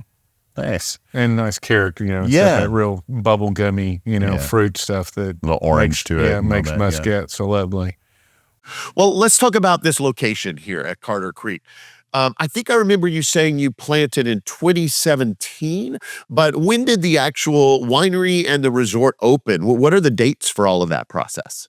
Jim started construction on this. We bought the property, I guess, around 2010. But, okay. Construction started, I guess it was probably 15. He started grading and doing stuff, 16. And then, yes, things were going up in 17. I remember coming here. My niece got married in Austin in 17, and we came here to see how it was developing. We just received the brew equipment that had come in, and that was something. Whenever Jim had the idea for the place, he goes, I think we need to have a brewery. The men are going to come and want to drink beer, and the women are going to come and want to drink wine. I said, I don't know if it's necessarily that always 50-50, that sexist straight out like that. We can say, Jim, but probably not a bad idea. Have at least options. So we bought this 15-barrel system, which was probably a little overkill, really. I know our brewer Justin has his hands full when he's making beer here, but I came and it was, the pads for the bungalows were all done, and this one building was kind of part way up, and the equipment was, stacked in there, and it was a big mud hole because it had rained like for 3 days before we came. And I just remember my son, his girlfriend was with him, and anyway, she lost her shoes out in the, she got out and started walking, and it was like they just sucked right off her feet. So we had fun just seeing that, come together, because I came back. That was when Jim was like, well, we need to, have wine for when we open. So that was the first vintage I started, coming back into Lubbock and, working with Kim on the start of what our program has kind of grown into becoming with the wines that we do. So it's something that the whole development of this place, once we did open it's probably late 19, early 2020, that, that's when, the pandemic was taking off. And we literally, I was here when we closed. I was here, we were going to do some stuff. Yeah. And then it was like, Government said everything no. was getting, I was on a big phone call with the wine growers in Temecula as we were looking at what our valley was going to wind up having to do for closing all of the wineries and everything. And, when you have a resort like this, I mean, we couldn't have hotel guests, we couldn't have restaurant guests, and we had just staffed up everything. And, finding staff and getting people in place, very difficult in this area. And we were at a point where it was just like all the air got let out. And we were just, it was tough. And then, so when we really did get reopened later 2020, it's been, now 21, 22, 23, we're about 2.5, 3 years now really into it. And I think it's been a slow ramp up, but we've also seen a steady sort of decline in how people travel, how people drink, how, it changed everything. It really did make I think a difficult, opening even more like, what are we really looking at? What are we doing? How are we going to survive all of this? Because, I think the industry is still, whether tourism, it's still not quite what it was pre-pandemic. And, who knows where it will go, but I think that, it's been I think for Jim, it was a lot, to have to take on and do. And then he had the idea of, building some apartments here in Johnson City, which I think was great because housing is so difficult to find. And I know probably a little controversial, but it's still something that was very positive, I feel, for the region to have, these. For labor. Yeah. I mean, everybody, wants to work in the wine industry, but where are you going to live? You're going to live in Marble Falls and Bernie and Austin, San Antonio, and drive an hour and a half? That's just crazy. Yeah. And here we are right outside of Johnson City on the beautiful Wine Road 290, beautiful picturesque location here. So we talked about the brewery and the winery, but what are some of the other amenities that you have on site here at Carter Creek? Certainly we have a spa, a lovely day spa that, hits all the high points that you'd want in a spa. Of course, swimming pool, hot tub, all of that is part of it. They've got a weight room, workout stuff for, if you want to do cardio. So, I think as a resort property, how Jim laid it out and certainly planted it, we've got, wedding facilities here. Okay. We've got, the restaurant. Everything is sort of, I mean, you could come here and not go anywhere. You could just really, in fact, I spoke with a woman as I came over today. She was and she's here for the next 4 or 5 days, just enjoying doing nothing but, sitting out and looking at, the views that we have here across the Edwards Plateau. I think it's something that, it's a very special area. Growing up, my mom, she was German. She came from a little town Roscoe, which is up in the Panhandle, and her family reunion every year, all the Muellers, they'd get together at Enchanted Rock Park. So as a kid growing up, we came here. This was a highlight of the summer, was to come to Fredericksburg and spend, get to stay at the Peachtree Motel or whatever, and we'd, spend a few days and see all the relatives and everything, cousins, and it was a lot of fun to be able to, experience that. Now kind of to be in it again and be part of it in a way that it's exciting to come back and, of course, see all the limestone. And, I mean, that's just what it's about. Central Texas area. Yeah. And there are guest cottages here on site? Yes. Oh, yeah. 60. Okay. 78. 78. I should bring my GM in over here, Derek Stutz, so you can really put the questions to him about the part, because he lives it and works it. I just get to come and spend spend a week here or there, but Yeah. you do all the heavy lifting.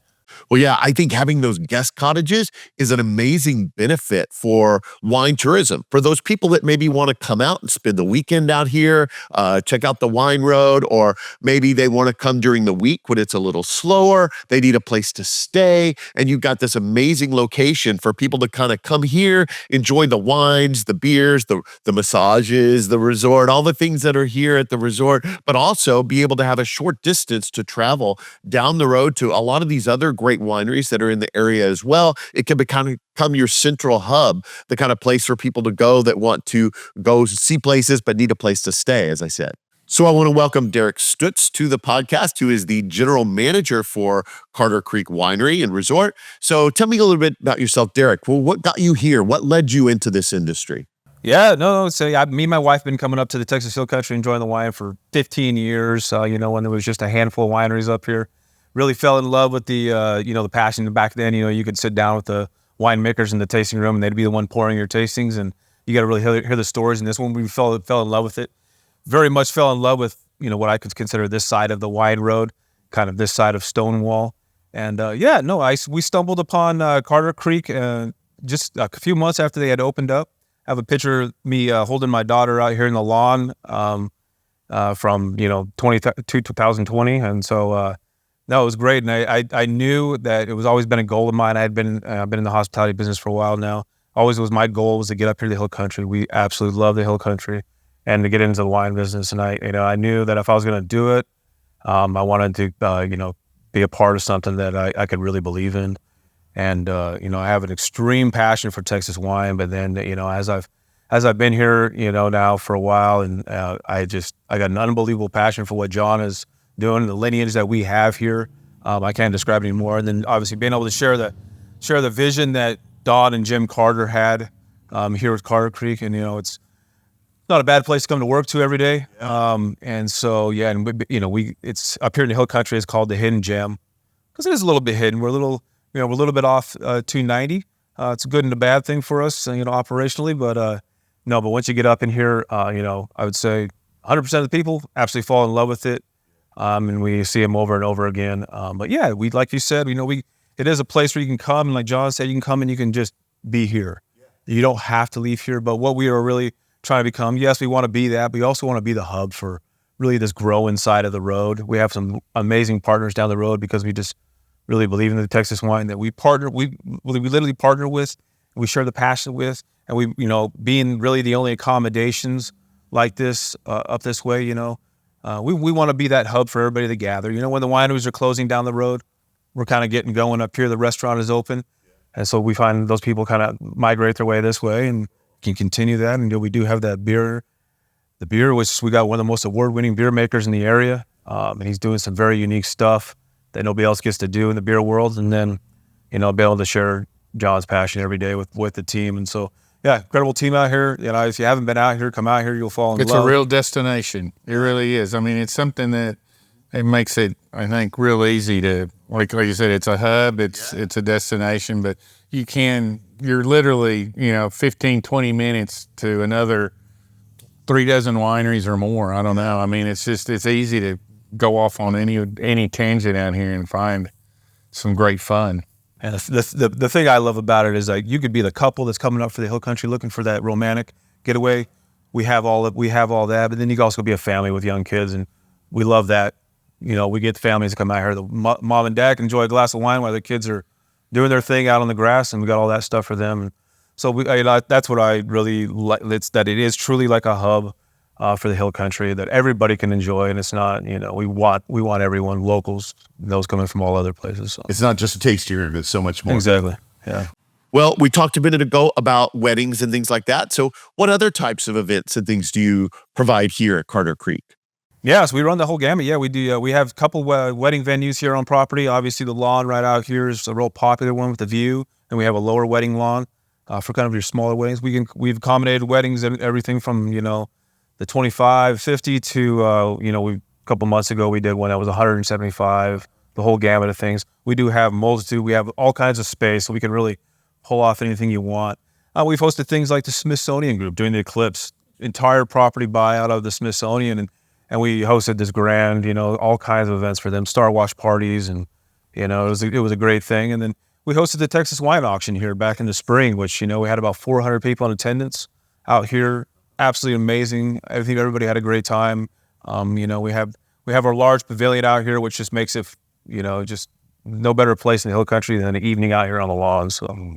Yeah, music, right? Yeah, music. And we have live music every Saturday night out here in the patio, or depending on the time of the year, out in the pavilion. And then every Friday we always have something going on, whether it be a movie out on the lawn or some other kind of music bingo or things like that. So we always try to keep everybody engaged. And yeah, we do have the spa on the property, which has a whole other aspects of the property, and so we get people that come just for that. And, Well, I was lucky to be able to last spring attend the Texas wine auction that you hosted here. What a great event, supports such an amazing cause. Thank you so much for opening up your property here for that event. It was a really entertaining time. But let's say that listeners are now getting excited. They want to come visit Carter Creek and check it out. Let's talk a little bit about what a tasting might look like. So if someone came in to visit and they wanted to do a tasting, do they do like a set flight of wines, or does the customer pick the wines? And then what does it cost? Do they need reservations? Things like that. Yeah, the great thing about us, we're open 7 days a week. Our tasting room's open 7 days. It's one of the few places open 7 days a week. We're open pretty much 11 to 6 every single day. Okay. And so we offer four tastings. We have kind of our select tasting, which is, all of our tastings are 5 wines. Select is kind of our most popular, of John's wines. And then we have a sweet and bubbly, obviously, with what John does. And then we kind of have the reserve tasting, which is, kind of some of our more elevated wines. And then you can also do a custom tasting, select five any of the wines. About $20 to $30 is kind of, that custom is going to be $30, and our select and our reserve is about $20. Okay. So, you do not need reservations. We have plenty of space, so we can really accommodate anything. If we're looking to get into a group of 30, like today we have a group of 38 that we're going to be hosting for a tasting and lunch at the same time. And so, no, we can make anything happen. But, of course, October and spring, we always, advise you try to make a reservation if you can. Okay. Larger group. So you don't have like a group size limit or anything? No, yeah, a couple weeks ago we did a group of 55. So we can make it happen. Well, we talked a minute ago about families and kids, and you kind of addressed that a little bit already. But what about pets? Are you pet friendly? Yes, the entire property is pet friendly outside of pets physically in our restaurant or in our tasting room because we do serve food in both of those. But anywhere out on the patios, the lawn, absolutely. And even in our villas we're pet friendly. So, yeah. So tell me a little bit about your restaurant. So you've got food. So restaurant is open 7 days a week for dinner. Okay. But it's open for lunch Friday, Saturday, Sunday. Okay. And then Saturday and Sunday we're open pretty much all day for brunch all the way through dinner to 9 o'clock. And so, yeah, during the week the hours are 5 to 9 in the evening. And we have our chef, Chef Caleb Hill. We snagged him up from Fredericksburg, and he's one of the most renowned chefs around here. And he's really elevated, the offerings that we have here. And there's not a bad thing on the menu. Yeah. Well, if somebody is out exploring out here and maybe they brought their own food, maybe an ice chest or something like that, is that allowed? Can they bring their own food in? Of course, we'd prefer to hear, but no, we want you, obviously you can come out to the pavilion and you can absolutely do that. We have no issues with that. Okay. We do truly want this to be a welcoming place. Yeah. But I would say we do have some amazing food, and we try to make everything on property, from the wines to the food, extremely affordable for anybody. So, yeah. So we got the restaurant on site is called the Old 290 Brewery. Okay. It's a play off our drive coming in across the property is the Old 290 Highway. Oh, really? And so when they built the new 290 highway here, it split the ranch in half that was across the road. And so it was a play off that. So yeah, it's great. And so that's, yeah. It's a piece of history right there. Yeah. So some people get confused when you look up the property. It's the Carter Creek Winery Resort and Spa, which encompasses the entire property. And then we do, as a restaurant, we market that separately as the Old 290 Brewery. But they're all obviously on the same property. So. I like that. That's really interesting. Well, let's talk about what are the best times to come visit. I know you mentioned earlier, you talked about October and spring being kind of busy times. So what are the best times to come visit? Well, what are the busy and slow seasons? The best time for a listener to come check out Carter Creek? Yeah, obviously right now we're in the busiest of the seasons for the Texas Hill Country. So October is really busy, pretty much through the middle of November. And then it picks up again kind of beginning of March, really through May. It gets really pretty busy up here. Just kind of depends. If you like to be around the crowds and a little bit of the excitement, come during those times. If you want the real peace and quiet, hey, come up here in July. You'll be able to really spend time with my team and really get you into the Attentive wine service, especially at that time. But we do, it's such a large property. I have such an awesome team that, you're going to get that level of service anytime. But yeah, I mean, just kind of depends on the experience you want. So Gotcha. Okay, so maybe somebody has tasted these great wines and they said, I want more of those. Do you offer any kind of a wine club or distribution or things like that? Yeah. So we have a wine club. It's 3 bottles, 6 bottle case, and we have 4 allotments a year. And so those allotments are in March, June, September, and December. So I would add that if you become a member here, it makes you a member out in California. Okay. So benefits that are here share out there. So somebody was a member here and they went out to Temecula, they could go there and have similar benefits. Yeah, we get a lot of those cross members that are coming back and forth to the properties and they're just excited about which makes it very unique in there, especially if you travel, if you can get out and go. It gives you a chance to see the other properties and, be part of that. So some of the unique things about our membership is obviously, you get your typical as you're a member, you get your discount on the wines as your own property, but because we are a resort property, you get discounts property wide. So you get discounts in the restaurant, you get discounts on the accommodations, you get discounts at the spa. So especially if you're semi-local to the area, it could be a real good benefit. So. What was that old marketing phrase from American Express? I think it was, membership has its benefits. So they have these you get the wine club and you get all these great benefits on top of that. I love that. That's really cool. Well, let's talk more to distribution though. Do you have any way for people that maybe can't get on site here? They're not wine club members, but is there any way for them to taste your wine? So do you do any kind of distribution outside of in the state or outside of the state, or do you sell your wines online? Can people go to the website and buy them? Yeah, no. So we do. We sell on our website, cartercreek.com. You can get our wines. We do ship to 38 of the states, and so that's definitely the easiest way. And we're always running some promotions on that online store. And so that's a great way.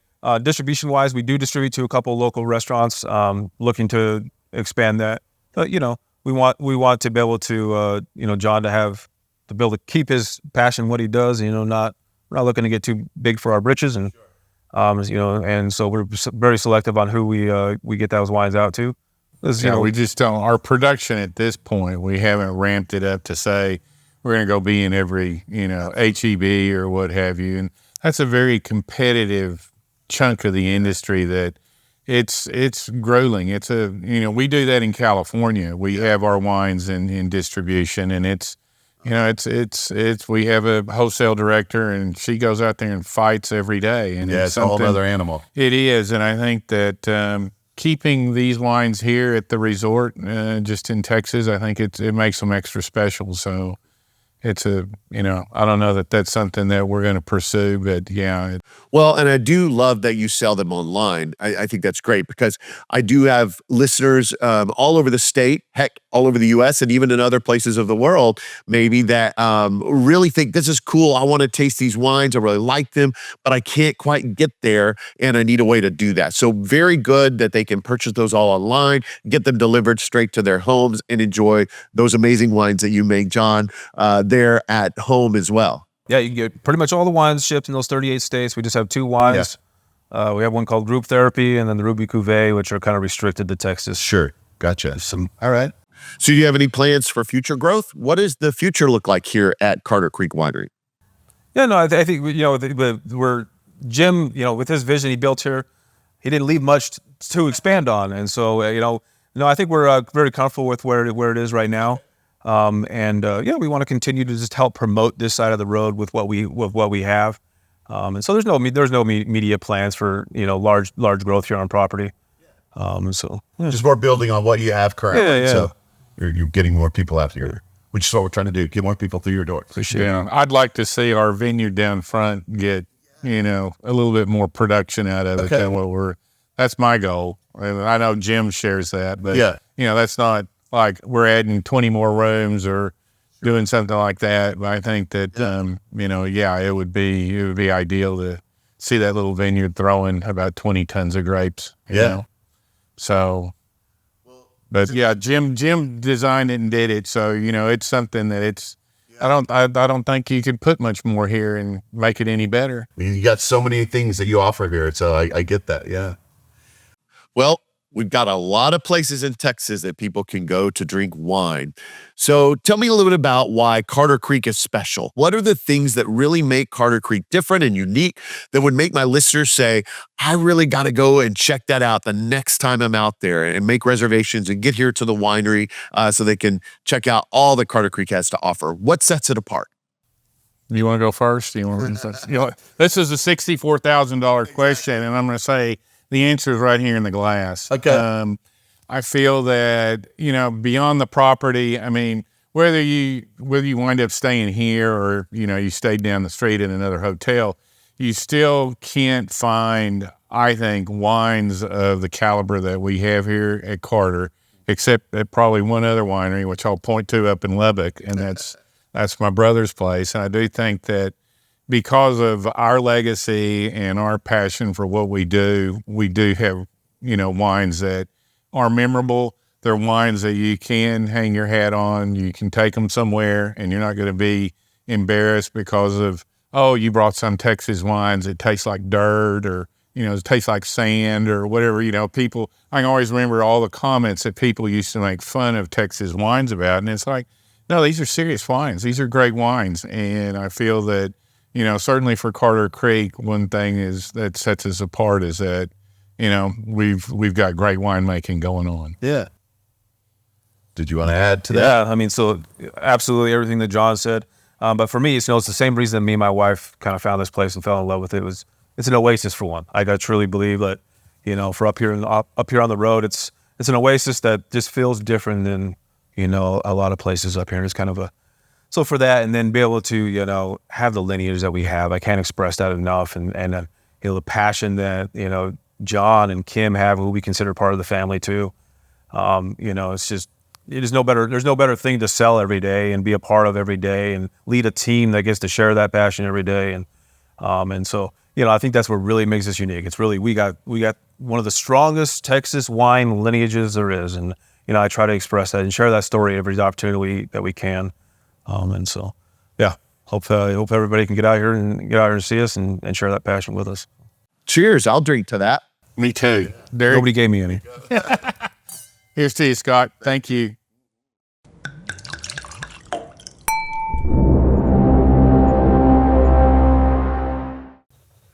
And the fruits of that amazing Texas wine lineage are readily visible in every bottle and tasting in every single glass that you get there at Carter Creek Winery.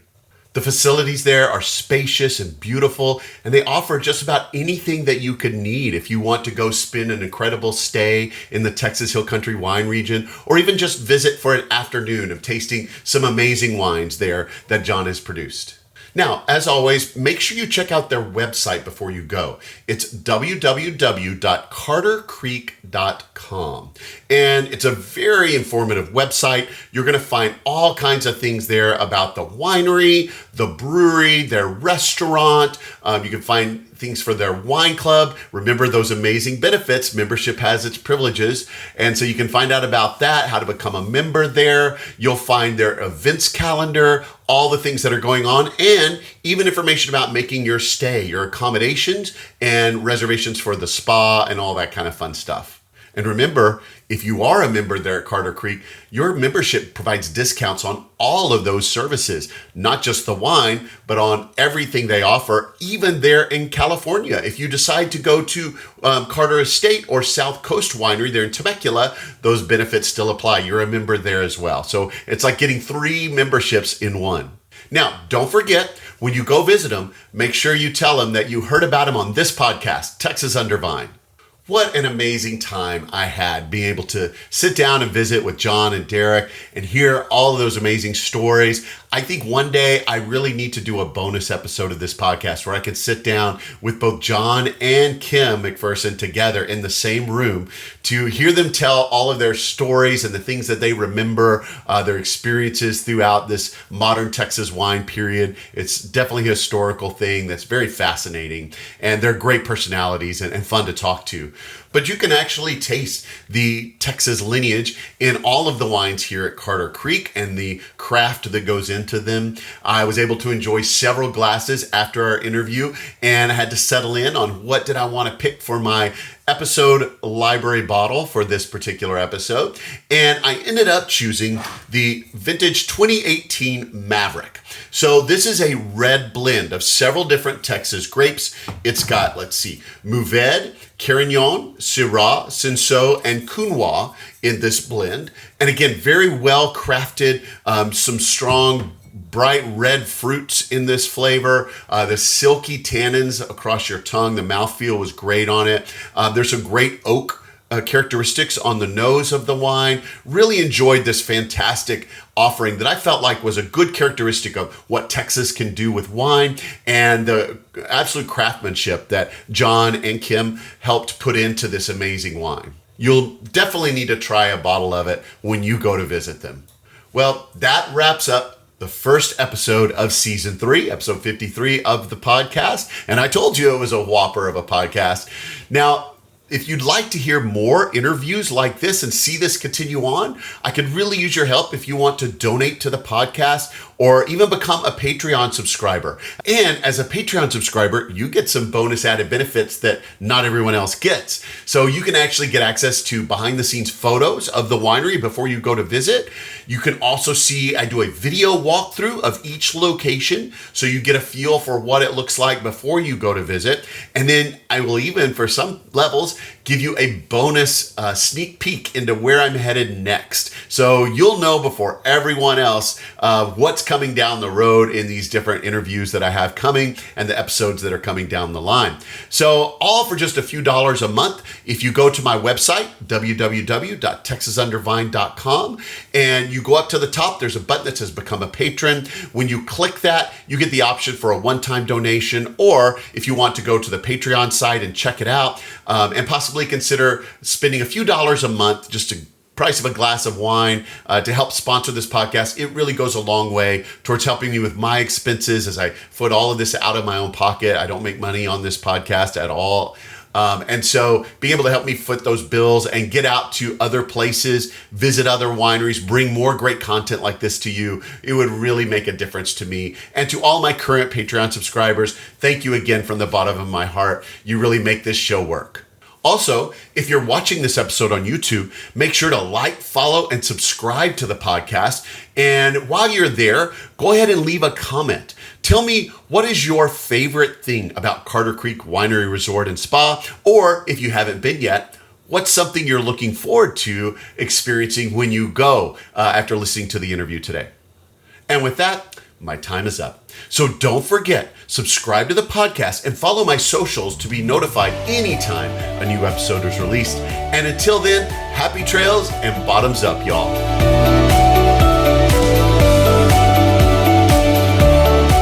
Thanks for listening to Texas Under Vine. We strive to provide you with the best information about wine businesses all over Texas.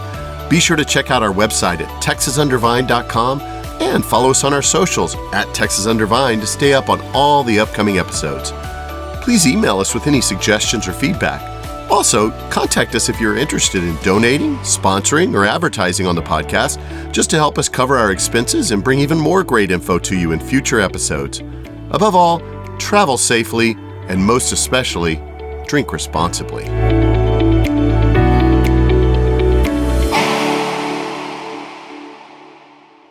Howdy, Vine Trippers. Before we go, I wanted to direct you to my website, www.texasundervine, because there you're going to find a whole host of things. Besides access to the audio versions and the video versions of the podcast, you can also get those on any podcast provider, and then the video on YouTube. But there you're going to find a couple of things. Did you know that I actually sold some Texas Under Vine merchandise? I only have a handful of items available, about 5 different things, but they are up on my store. So if you go to the website, texasundervine.com, and go to the top, you're going to see a link for the merchandise store, and there you can get your own Texas Under Vine swag to proudly show all of your friends that you support the Texas wine industry, and you can get them started on and hooked on the podcast as well, so they can go visit even more of these great wine destinations. But in addition to the store, I also have a Patreon for my subscribers, people that support this show. I do this all out of a work of love from my heart. I do not make any money on this podcast. I'm actually in the red because I support it all out of my own pocket as a teacher. And it's mainly because I love wine and I love the Texas wine industry. So if you're willing to help me do that and you'd like to see more of these great episodes, hear more from these amazing winemakers, learn more about some fun destinations for you to go and visit on your own, I would appreciate if you would be willing to subscribe to my Patreon. So at the top of my website page, again, you'll find a Become a Patron link. And there you can get all the information about becoming a subscriber to the podcast here as a Patreon subscriber. It only costs a few dollars a month if you're willing to commit that. And there are various levels that you can commit to that each give you behind the scenes benefits that you don't get. And I do have some new things in the pipeline coming down soon. So you want to get on that sooner than later. But right now you can get things like behind the scenes photos at different wineries. You can get things like at one level, you'll get a video walkthrough of the winery. So for every episode, I will post a video walkthrough of me taking you through the winery itself so you can see what it's like before you go. And then at one level, you can even find out before everyone else where I'm headed the next week on the show as it comes out. So you'll know before everyone else. You get a sneak peek. So there's just different levels of benefits and they all cost a different amount. And as you subscribe, you become the heart of this podcast. You really are what helps me succeed. You are my community and my people. And thank you so much for those that do subscribe. So if you're interested in joining Patreon, check the Become a Patron link at the top of the website. So again, the website is www.texasundervine.com. You can also go to all of my socials. I'm at Texas Undervine on almost all the social accounts. And check it out and consider sponsoring the podcast and maybe even buying some of that really cool swag on the merchandise store. Happy trails and bottoms up, fine trippers.